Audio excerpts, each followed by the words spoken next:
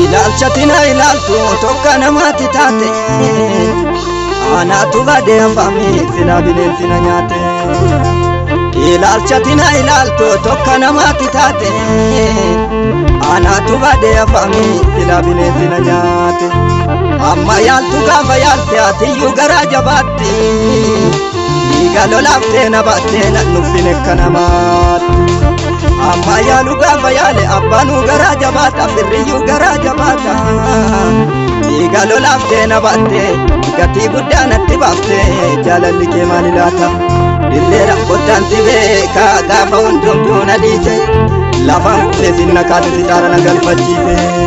Dirree rakkootaan si beeka gaafa hundumtuu na dhiise lafaan kufee sinna kaate sitaara na galfachiise sitaara na galfachiise.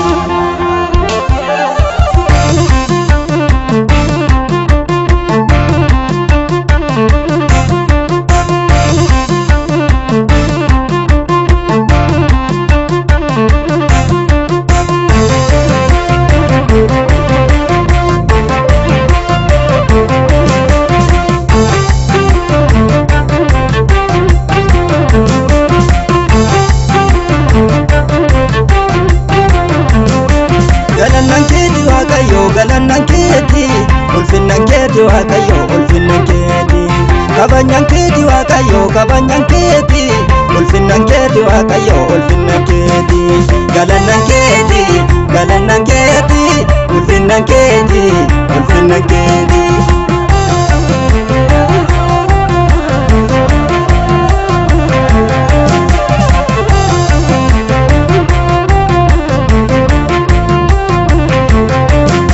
Kamari atansi arge akati wana ragotu gaafa tolii murteessite jechi kee karaan dhaabatu.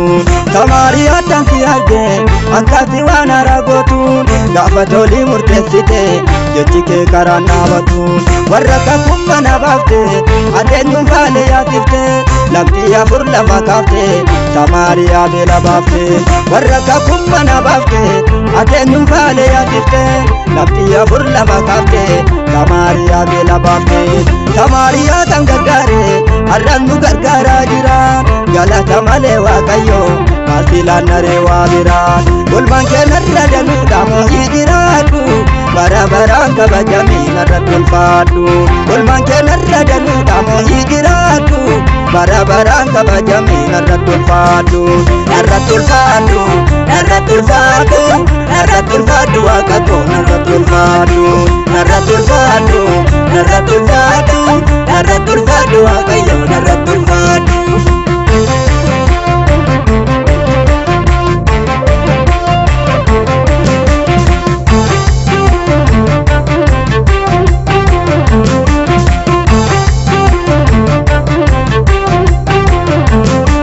Barrinaan darbitu jedhe booddeen ilaalu murkaadhoo seenatti baase guddaan na caalu.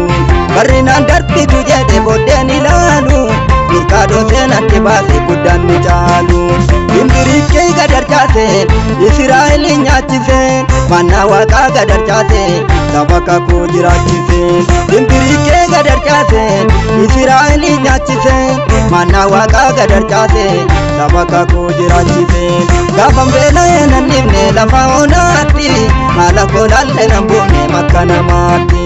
Gaafa rakkadhe nan dhibne lafa onaatti haala koo laalle nan buune makka namaatti. Galannan keeti waaqayyo galannan keeti ulfinnan keeti waaqayyo ulfinnan keeti kabanyan keeti waaqayyo kabanyan keeti ulfinnan keeti waaqayyo ulfinnan keeti galannan keeti ulfinnan keeti ulfinnan keeti.